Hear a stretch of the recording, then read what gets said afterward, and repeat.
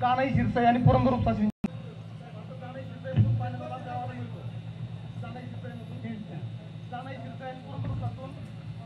कानाई शिरसाई आणि पुरंदर उपसा सिंचन योजना या दोन योजनांच्या टोकाला आपलं गाव आहे. पुरंदर उपसाच्या कमांडमध्ये आपलं गाव नाही. टेक्निकल अडचण आहे. जानाई शिरसाईच्या आराखड्यामध्ये आपलं गाव आहे. त्यातील 2 तलावांमध्ये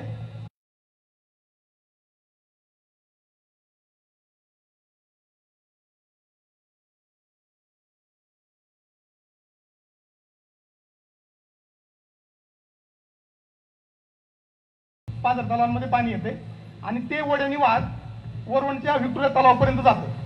मग म्हणजे खोरच्या सगळ्या वाड्या, खोरगाव, देऊळगावगाडा, कुशेगाव, पडवी या सगळ्या गावांच्या पाण्याचा प्रश्न सोडवत ते व्हिक्टोरिया तलावापर्यंत पाणी पोहोचते. त्या जानाई शिरसाईमधून 3.5 किलोमीटरची बंदिस्त सिमेंटची पाईपलाईन गावाला गरजेची आहे. त्यातून 2000 हेक्टरवरचं क्षेत्र ओलीला खाली येणार आहे गावात. हेक्टर 2000 हेक्टर हो. म्हणजे आता ओली तर खाली आहे, पण उन्हाळ्यामध्ये जानेवारी नंतर पाणी पुरत नाही. पूर्ण गाव पावसाच्या पाण्यावरती अवलंबून आहे. अंजिराची गावामध्ये 500-600 एकर शेती आहे. गावातून पूर्ण देशभरामध्ये अंजिराची विक्री होते.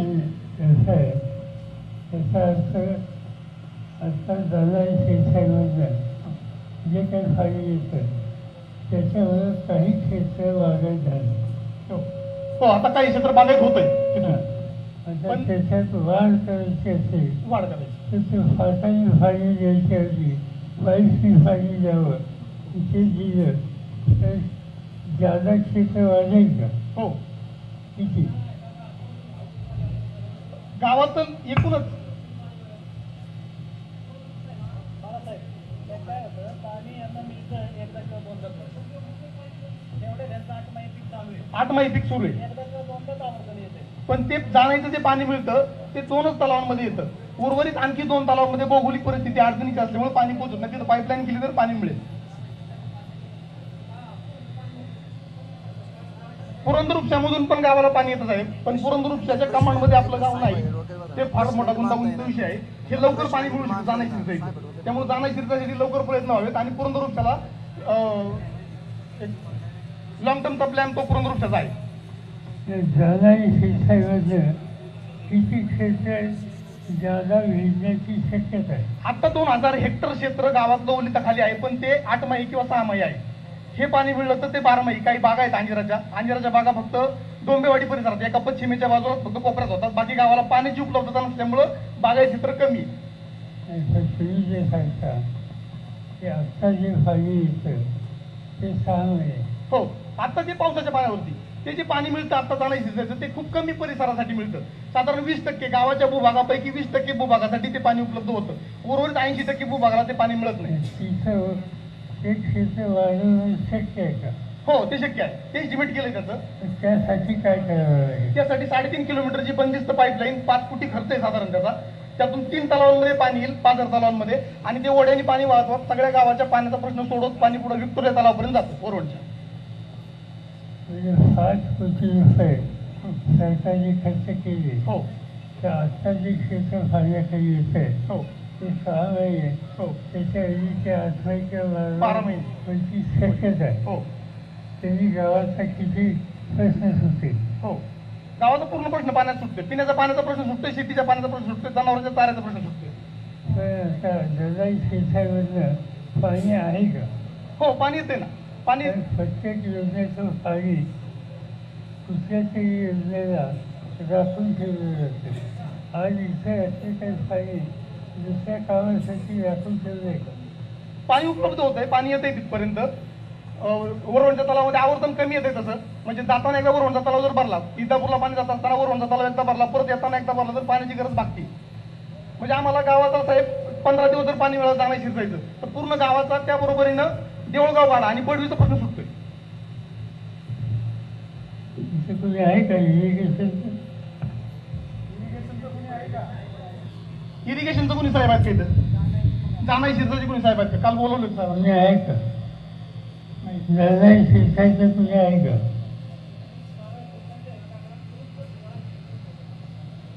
तिथे कोणी नाही.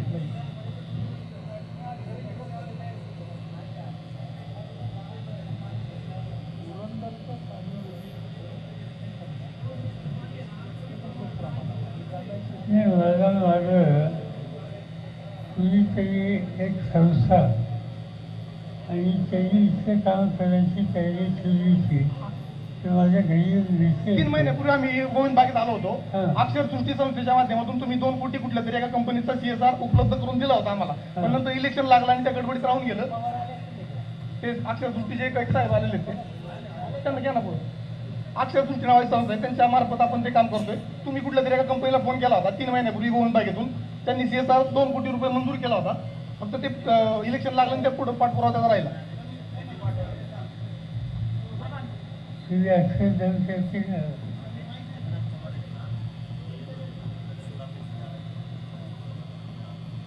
या योजनेची माहिती आहे.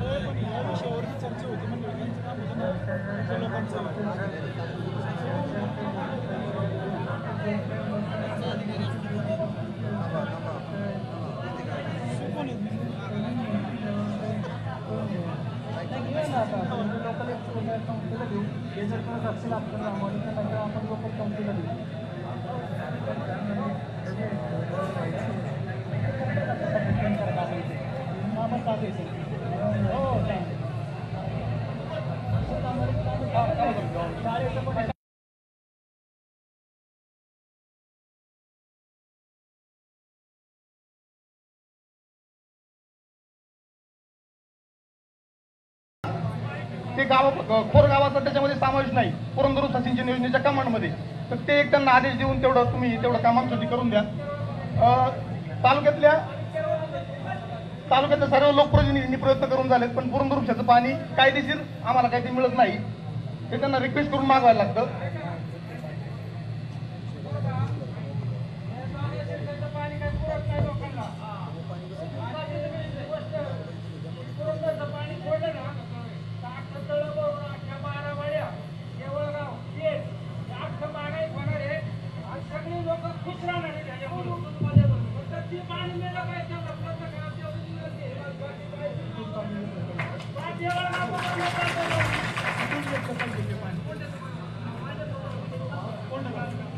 गावाच्या पश्चिमेला कोंढे नावाचं गाव आहे, पुरंदरमध्ये येते.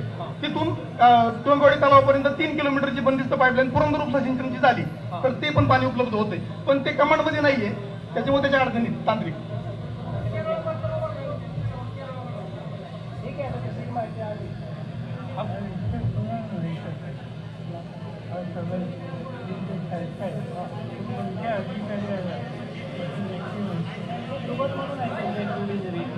या परिसरातले दुबल म्हणून त्यांना माहिती आहे, त्यांच्या शिकांनी बोलले आपण त्याला ते पण सांगितलं या पण नाही पण ते आले दिसत नाही.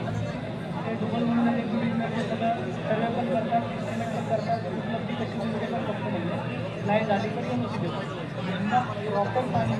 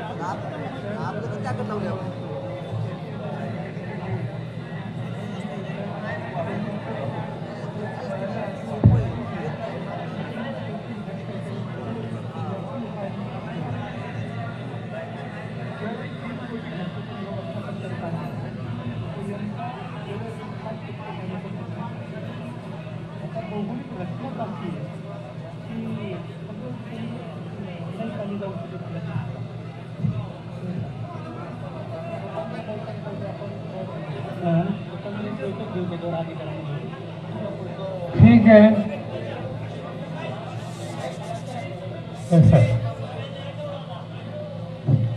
उपस्थित वेगवेगळे केले. इथे आल्याच्यानंतर मागही चर्चा झाली होती ती पाण्याच्या प्रश्नाचे होते. माझ्या घरी एक मीटिंग झाली होती. तुमचे काही सरकारी आले होते आणि एका खाजगी यंत्रणेच्या मार्फत या ठिकाणी काम करणं शक्य आहे असं सुचवलं होतं.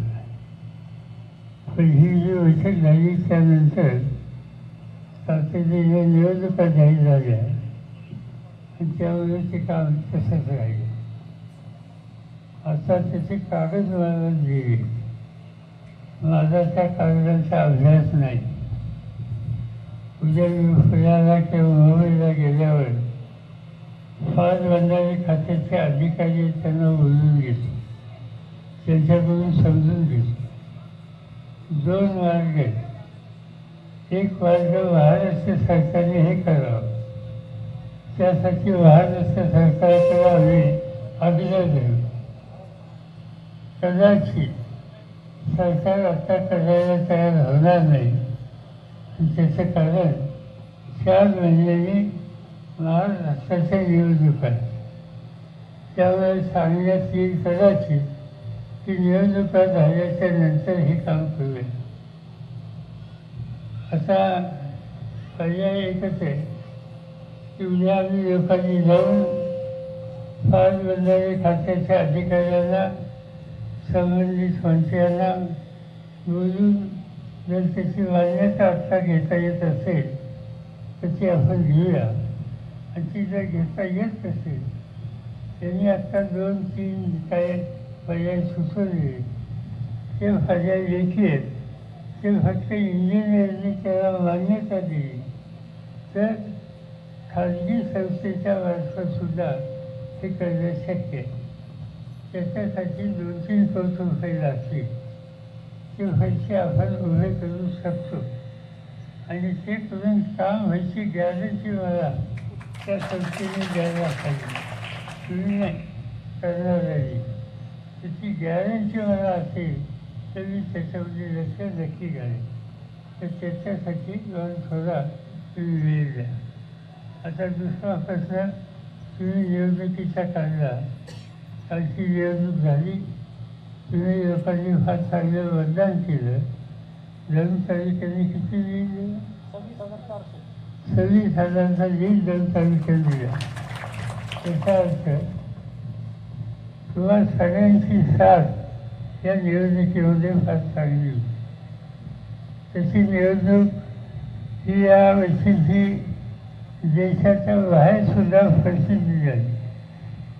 या निवडणुकीमध्ये दुर्दैवानं देशाचे प्रमुख यांचा काही दृष्टिकोन योग्य नव्हता. देशाचे प्रधानमंत्री पद हे देशाचं असतं, ते काय एकटे दुसऱ्याचं नसतं. आणि त्यामुळे त्या पदावर बसलेल्या लोकांनी विचार हा सर्व देशाच्या लोकांचा करायला हवा होता. दुर्दैवानं या निवडणुकीत तसं झालं नाही. चुकीच्या गोष्टी मानल्या गेल्या. जात, धर्म, भाषा या सगळ्या विभागाचे लोक या देशात राहतात. इथे हिंदू राहतात, मुस्लिम राहतात, शीख राहतात, ख्रिश्चन राहतात, अनेक जाती जमातीचे लोक या देशात राहतात. आणि देशाचे जे प्रमुख असतं ते सगळ्यांचे असतात. पण दुर्दैवानं यावेळेला या निवडणुकीमध्ये प्रधानमंत्र्यांच्याकडूनच एक चुकीची भूमिका मांडली गेली. समाजाच्या लहान घटकांना मतं दिली. उद्या त्यांच्या हातात ताकद आली तर हे लोक तुमच्या भगिनीच्या गाड्याचं मंगळसूत्र सुद्धा काढतील असं वक्तव्य प्रधानमंत्र्यांनी केलं जे शोभणारं नव्हतं. पण ठीक आहे, लोकांनी त्याचा निकाल घेतला. या देशाची लोकशाही जी टिकली ती आम्हा लोकांच्या बरोबर नाही. आम्ही पुढारी असू, पण या देशाची लोकशाही टिकली की तुमच्यासारख्या कोट्यावधी लोकांच्या निर्णयामुळे. आज हा शेवटचा माणूस हा देशाचा विचार करतो आणि त्याचे परिणाम आपल्या निवडणुकीमध्ये सुद्धा आपल्याला दिसेल. आपल्याला या निवडणुकीमध्ये बरा वाईट काय काय प्रचार झाला तर आता ते आपण दिसूया. आपण मोठ्या मतांनी सोफियाला निवडून दिलं. त्यांची आज इथे यायची इच्छा होती, पण आज त्यांना एक अडचण आली. त्यांचा मुलगा अमेरिकेत इंग्रजमध्ये शिकतो, त्याची परीक्षा झाली, तो फार झाला आणि आज त्यांचा पदवीदान समारंभ इंग्रजमध्ये आहे आणि त्यावेळेला साधारणतः आईवडिलांनी हजर राहायचं एक पद्धत आहे. त्यामुळे त्यांना त्या ठिकाणी जावं लागलं म्हणून ते या ठिकाणी आले नाही. पण त्या लक्षात आम्ही सगळे आहोत. आमचं लक्ष हे प्रामुख्यानं एका गोष्टीवर सध्या या ठिकाणी राहील आणि ते म्हणजे काही ना काहीतरी क्षेत्राला नक्की खात्रीचं पाणी कसं मिळेल त्याच्यात आमचं लक्ष आम्ही गुंतू आणि त्यातनं अधिक प्रश्न कमी करता येतील याची काळजी घेऊ. याच्याशिवाय तिथे दुधाचा धंदा किती आहे?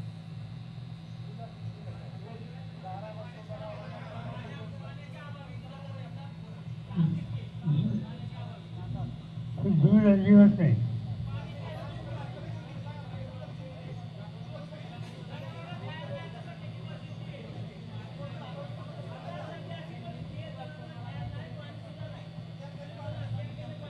कांद्याचं पीक आहे का? कांदा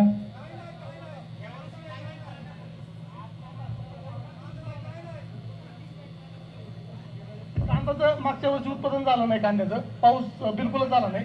अंजिराच्या बऱ्याच बागा जळण्याच्या मार्गावर होत्या. याचा अर्थ आज तरी आपण पाण्याच्या कामात पैसे घालू तर हळूहळू दूध कसं वाढेल किंवा अन्य पिकं कशी वाढतील त्याचा विचार करावा लागेल.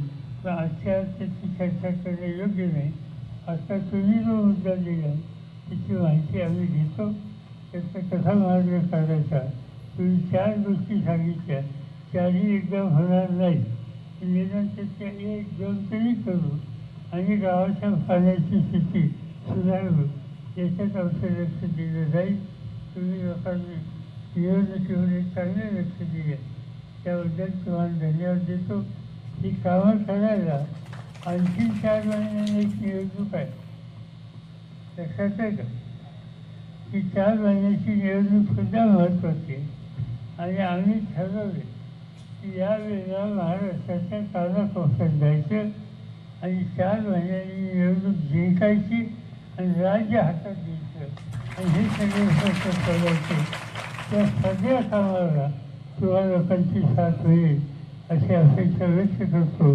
पुढच्या कामाला जायला तुमची परवानगी.